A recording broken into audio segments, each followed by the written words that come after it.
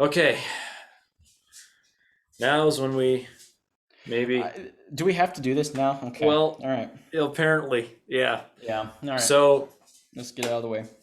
number 3, Iowa Yeah. 23. Yeah, Number they did. 4, Penn State 20. That Iowa happened. beat Penn State Yeah. this last weekend. Mm-hmm. I would like to mention, obviously, everyone knows where we're going with this. Sean Clifford was hurt. Well, yeah, yes. When It's Sean a big Clifford, deal. That's a it big is a deal. big deal. When Sean Clifford got hurt, Penn State was beating Iowa in yards per play 5.8 to 2.3. That is a massive difference. It's over twice as much. That is a that they were he had thrown 2 interceptions and they were still dominating that game. That Iowa was doing their best to beat Penn State in very Iowa fashion. They get a horrible interception by Clifford on his first pass of the game that gave Iowa the ball inside like Penn State's 10-yard line.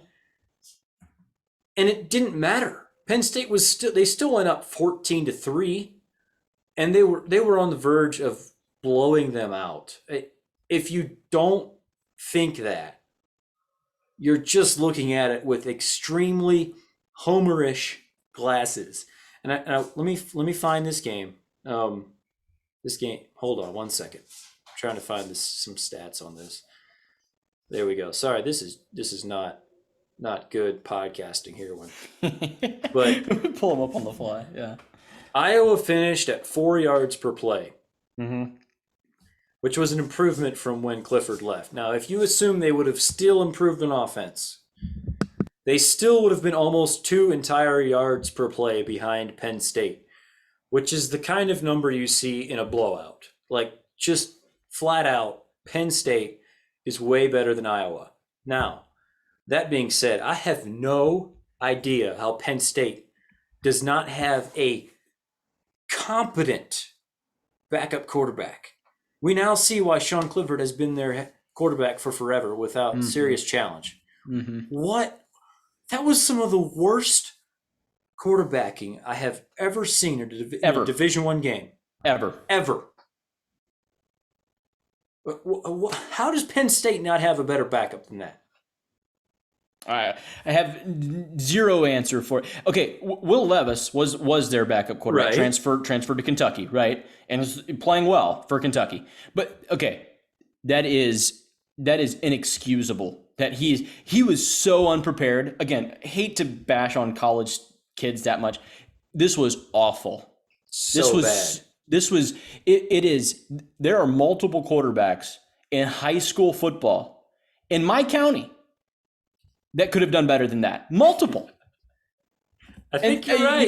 just looked it was he was so rattled. Like he had zero chance of completing any one of those passes. Like he had a couple of drives late to drive to possibly tie or win.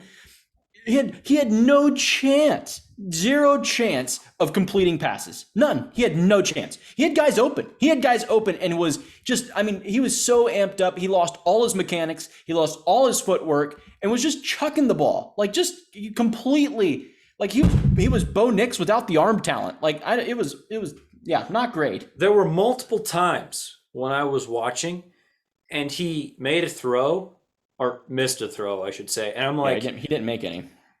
I could have made that throw. Not Yeah. comparing. I don't want to compare myself to Division One athlete, Uh-huh. but he's not a Division One athlete. That's Oh, wow. it was Okay. painful. And we should say yes, the Iowa fans absolutely had something to do with it. Props to Sure. them Yep. for an Yep. insane environment. And Yep. Xavier Nwankpa was there, and he'll probably choose Iowa now over Mhm. Notre Dame and Ohio State, which that's kind of sucks. But yeah, like props to Iowa fans. They brought it. However, yes, your atmosphere was insane. Incredible. And Penn State had what, like 7 or 8 false starts? Yes. Any any below average quarterback turns that into 3 false starts before they figure it out. And when they did finally go to the silent snap count, Then they didn't have any more false starts. Where was that earlier? Maybe It took them into the fourth quarter. They were in the fourth quarter and like couldn't figure out how to like snap the ball. Where's your coaching? That's on coaching. Yeah, you're right. Like, the other teams adjusted. Like you can blame part of it on the quarterback, but you can blame even more of it on coaching for not having this guy prepared and not having your offensive line prepared for noise. Like, how did you not think that a top 5 matchup on the road at Kinnick is not going to be bouncing? And like, how do you not have your offensive line prepared for that? I have no idea. It blows my mind. And for those of us, like, yeah, we had it in our locks. I am biased. I picked against him. Like, and I was right. Like, I wanted this to like, we both picked this and we were right. And I understand like the old saying, you know, the right side's the one that gets paid. I get it, but like we didn't get paid. So we weren't right, but we were though. Like we really were. And had Sean Clifford remained in that game, that's a 2 or 3 score game. Just yeah, it is frustrating. And okay, I will, in full disclosure, credit to Iowa. I did say in the preview pod that if Iowa put up over 20 points, I would come on here and say that I was wrong. I'm going to come on here and say that I was kind of wrong, like a little bit wrong. Like if Penn State had any kind, if they had any kind of coaching at all, they don't have all those false starts. They don't get pinned back in their own end and then punt to their own 40, which is, it happened like 3 times. And it's like, what are we doing? Yeah. Anyway. I had some people tell me this week that we've been being really hard in Iowa. And here's my point. Are we? Really?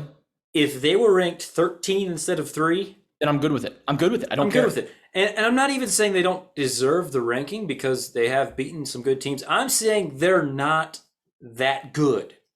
Yeah. They are not the 3rd best team in the country. They're not number 2. They are not the 2nd best team in the country by a long shot. That's all I'm saying. That's all I'm saying. They're not that good. And they're a good team, but Iowa fans, you punted 8 times. How many teams in the top 25 do you think you could actually beat when healthy when you punt 8 times? 5 to 10? Yeah, maybe. To be fair, this is a crazy year. Like given the way that some of these teams have looked, like who knows what's going to happen. At this point, the only way for me to really truly redeem myself is for Iowa to win out and just like to win the whole thing, go to the playoff. Go to the playoff and play Georgia. Like cuz I legitimately think Georgia would win by 40. Like I honestly think that and would bet on that. But yeah, because Iowa's schedule's easy the rest of the way. Like Iowa has a legitimate chance of going undefeated this year. They really do. And then they're going to have to probably play Ohio State. I mean, who knows how the Big Ten's going to shape up. But I mean, Ohio State's probably the best team on the East. I think I know how the Big Ten is going to shape up.